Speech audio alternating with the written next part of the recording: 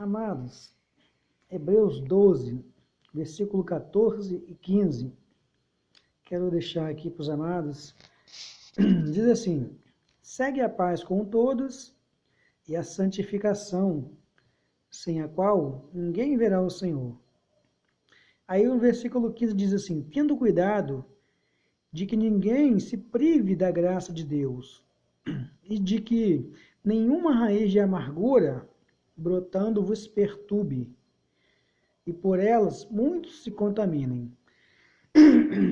Aí, os irmãos podem prestar atenção, quando está falando aqui, tendo cuidado que ninguém se prive da graça de Deus. Olha que palavra importante. Nós vemos aí, que essa passagem aqui, dizendo, para nós continuar seguindo a paz com todos, e a santificação, sem a qual ninguém verá o Senhor. Nós sabemos que a Bíblia diz que Jesus é o príncipe da paz. Se nós seguimos o príncipe da paz, nós temos que ter paz com todos. Jesus é o caminho, ou seja, ele é o príncipe da paz, não é? Ele é o caminho, nós temos que seguir a ele, o príncipe da paz. Jesus é a verdade, nós temos que viver na verdade, ou seja, um evangelho verdadeiro, falar a verdade e viver a verdade. E aqui diz, para a gente seguir a paz com todos, o príncipe da paz é Jesus. Temos que seguir a paz porque Jesus é o príncipe da paz. Então, temos que ter paz com nossos amigos, vizinhos, todos. Agora vem a santificação. Nós sabemos que santificação não é andar com paletó até o pescoço, andar com calça comprida até o pé, ou de batina, ou vestido, andar. Não estou falando nada disso. Aqui a santificação, a Bíblia diz que santificar é nós se separar, ou seja, se separar do pecado, separar das coisas mundanas, as coisas que aborrecem o Senhor. A Bíblia nos ensina o que agrada a Deus e o que não agrada. O que serve as coisas de Deus ou o que não serve. Então, santificação é o quê? Separação das coisas erradas para as coisas certas. Malaquias fala sobre isso. Então, vereis outra vez a diferença entre o justo e o ímpio. E a Bíblia sempre vem falando. Então, verás outra vez a diferença do que serve a Deus e que não serve. Então, nós sabemos que separação, santificação é separação. Santificar é se separar para Deus. Fazer as coisas corretas, certas. A Bíblia diz que quando fala de mentira, é uma coisa que aborrece o Senhor. A Bíblia diz em Atos capítulo 5, fala de um casal que por mentirem, venderam a propriedade e antigamente tinham o costume de dar tudo que vendia, entregar o apóstolo, que era Pedro, né? E eles davam ao apóstolo, o apóstolo dividia cada um segundo as suas necessidades. E ali, eles venderam aquela propriedade deles, eles reteram parte do preço. Porque se eles tirassem alguma coisa e falassem a verdade, não teria problema nenhum, porque a propriedade era deles. Mas só que eles mentiram e venderam a propriedade, diz que tiraram uma parte do preço e falaram que venderam por aquele preço. E o Espírito Santo revelou a Pedro que estava mentindo. E veio um homem chamado Ananias e a sua esposa chamada Safira. Então, veio primeiramente Ananias, entregou o dinheiro e falou que vendeu para aquela parte. E o apóstolo Pedro deu uma oportunidade, Deus é Deus de oportunidade, deu uma oportunidade para que ele falasse a verdade. Ele continuou na mentira. E, infelizmente, deixou que o diabo encheu o coração dele com a mentira, devido a querer mentir para pegar uma parte do dinheiro, sendo que o dinheiro era dele. A propriedade era dele, não precisava mentir. Para que mentir? A verdade sempre prevalece. A verdade sempre vem à tona. Independentemente de que armaram, do que fizeram, sempre vem à tona. Então, santificação é separação. E aquele homem morreu. Pedro falou assim, por você mentir, não ao homem, mas você mentiu a Deus. Você não mentiu ao homem, mas mentiu ao Espírito Santo. Olha só que mentira. Logo o Espírito Santo e a Deus, e ao Senhor, que é chamado Jesus Cristo. Ele mentiu aos três de vez, aos três, Trindade Santíssima, e ainda tentou reforçar a mentira. Quando a gente recebeu uma oportunidade de arrependimento, temos que nos confessarmos e arrependermos. A Bíblia nos ensina: aquele que confessa e deixa, recebe misericórdia. Mas aquele que não confessa, infelizmente, sofre. E Ananias morreu naquele momento. Pedro falou assim: aí, olha esses homens aí, eles vão sepultar você. Ele caiu e morreu na hora, inspirou. Depois, passando um período de quase 3 horas, a sua esposa também veio, a Safira. E ele deu uma oportunidade também a Safira para falar a verdade. Foi portanto que você vendeu a propriedade? Ela confirmou a mentira. E falou assim: aí, esses homens levaram seu marido, enterrou, vai sepultar você também. Ela caiu e morreu na hora. Porque mentira não é de Deus. A Bíblia diz que o diabo mente desde o início. E o diabo é o pai da mentira, é a única paternidade que a Bíblia dá ao inimigo, ao diabo. É aqueles que mentem, se tornam filho dele, filho do diabo. E com certeza, o filho do diabo vai para o mesmo lugar que ele vai, lago de fogo. Apocalipse também fala sobre isso. A parte do mentiroso é lago de fogo. Então, infelizmente, tem essas coisas. Então, vamos se separar, vamos se santificar. O que é santificar? Se separar das coisas erradas, da mentira, do erro, do pecado, e viver só para Deus. Então, vamos separar, vamos seguir a paz com todos e se santificar, ou seja, se separar do mundo, dos pecados, das coisas erradas. E o versículo 15, ele fala assim: tendo cuidado de que ninguém se prive da graça de Deus. Nós sabemos que nós somos salvos pela graça. Se alguém se privar da graça de Deus, não tem salvação. Como é que vai ser salvo? Que pela lei ninguém se salva. O apóstolo está falando aqui embaixo que, olha só, ele mesmo falou em relação à lei, como é que era tão terrível aqui, ó, tão terrível era a visão que Moisés disse: estou tremendo, estou assombrado e tremendo, tá vendo? Porque ele dizia, porque não podiam suportar o que se mandava, tá vendo? A lei era terrível. E se até um animal tocar no monte, será apedrejado ou passado em dardos, tá vendo? Ou seja, a lei era tremenda, era terrível. E o apóstolo Paulo mesmo fala também, não só aos hebreus, mas fala em várias cartas que ele mandou, que era a lei para nós era prejudicial, ou seja, prejudicava nós. Se até o animal tocar, teria que ser morto, o que é isso? O negócio é sério.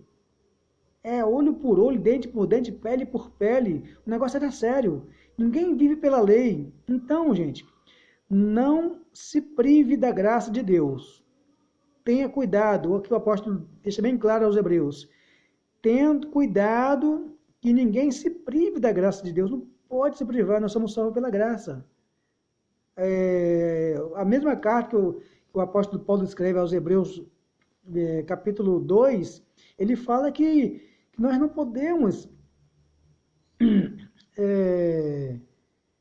tendo cuidado que ninguém se prive da graça de Deus. O apóstolo Paulo fala também em a carta aos Efésios 2, explicando sobre isso.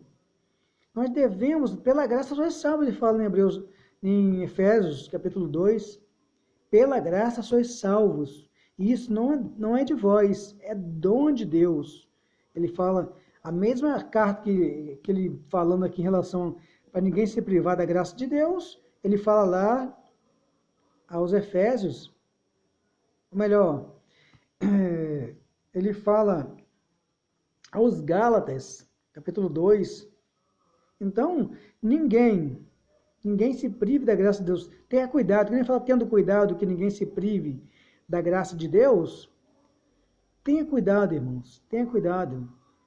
E diz, por que ninguém pode se privar da graça de Deus? Olha só. E que nenhuma amargura, tá vendo? Por que alguém se priva da graça de Deus? Amargura brotando vos perturbe, tá vendo? E por ela muitos se contaminem.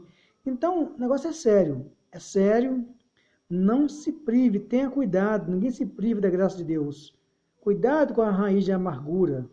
De repente, uma simples palavrinha que você recebeu Você pode criar essa raiz de amargura e você acabar se privando da graça de Deus e perder a sua salvação. Muitas das vezes até uma doença, uma enfermidade, não sai de você nunca. Você vai no médico, você toma um remédio, você volta ao médico de novo, pastor faz oração, você faz oração, você ora de madrugada, você jejua, você faz um montão de coisa e não é curado, porque a raiz de amargura brotou no seu coração e está perturbando você. E por ela muitos se contaminam. Isso que é perigoso.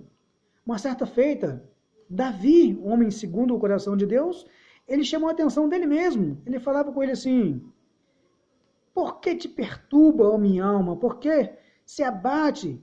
Que se perturba dentro de mim? Ou seja, ele reconheceu que a mente dele estava perturbada, a alma dele estava abatida. Ele chamava a atenção dele mesmo, ele falava com ele mesmo: por que te perturba, ó minha alma? Por que se abates? Ainda eu louvarei o Senhor. Ele chamando a atenção dele, ele ativando a fé dele. Ou seja, ele estava querendo ali colocar a fé dele em ação, mesmo que a mente, a circunstância. Gente, Davi passou um período mais atribulado, sofrendo, correndo, vivendo, fugindo do rei Saul. Isso depois de ter ser consagrado rei. Levou 15 anos só fugindo, vivendo na tribulação, sofrimento. Então, a raiz de amargura, Davi chegou a falar isso com ele mesmo. Porque te abate, ó minha alma, porque se perturba dentro de mim. Davi estava perturbado. E aqui a palavra está falando para não deixar criar raiz de amargura, brotando, perturbe você. Que Davi ficou perturbado, ficou abatido, ele reclamou com ele mesmo. Por que te abates, ó minha alma? Porque se perturba dentro de mim. Então, ele disse que ainda louvaria o Senhor. Então, irmãos, cuidado, raiz de amargura. Palavras, quando você recebeu uma palavra que não te agradou, que te aborreceu, na mesma hora você fala em pensamento com Deus. Eu repreendo e não aceito em nome de Jesus, porque a Bíblia diz que a palavra, ela dá vida, mas também, se for falada de uma forma que não foi bem dita, acaba maldizendo. Que lá mesmo, em Tiago 4, fala sobre isso, 3 e 4, fala que com a mesma boca que nós abençoamos, nós amaldiçoamos. E a maldição pega, irmão, porque a palavra tem poder. Por isso nós temos que repreender na hora que recebemos tal palavra de maldição. Não podemos agir dessa forma. Tiago, lá no capítulo 3, fala sobre a nossa língua. Nós temos que ser tardio em falar e pronto para ouvir, porque a nossa língua é é como se fosse um dos menores membros do nosso corpo, mas pode incendiar uma cidade como um palito de fósforo, incendiar toda uma cidade. Então, muito cuidado com a raiz de amargura. Vamos abençoar em vez de amaldiçoar. E todos que receberem palavra ao contrário, repreendam no pensamento. Não aceite. Se for possível, até fala alto mesmo. Repreenda em nome de Jesus toda maldição, alto. Mas não repreendendo a pessoa. Porque nós temos que respeitar os nossos irmãos. A Bíblia nos ensina a nós fazermos nossos irmãos sempre superior a nós. Que nós nunca podemos agir de forma errônea com uma autoridade, que a gente vai ser preso. Se você faltar desacato com a autoridade, você vai preso na hora. Então, se você respeitar, como a Bíblia manda, nossos próximos, imagine mãe e pai, imagine um chefe de família, tem que respeitar mais ainda. A Bíblia manda respeitar nosso próximo, aquele que estiver próximo de nós, fazer sempre superior a nós. Então, nós nunca vamos desrespeitar nenhum próximo. Imagine uma autoridade, numa casa ou numa igreja, em algum lugar, temos que sempre respeitar. Então, vamos agir com sabedoria, seguir a paz com todos e a santificação, ou seja, separação. E vamos tendo cuidado com a raiz de amargura, que se brotar no seu coração te perturba. Olha aqui, ninguém se prive da graça de Deus, não pode se privar. Cuidado com a raiz de amargura, que brotando vos perturbe, e por ela muito se contamine. Cuidado, muitas vezes você está doente, não é curado nunca, porque você está com uma raiz de amargura. Você está amargurado. essa raiz brotou no seu coração devido a alguma palavra, alguma maldição,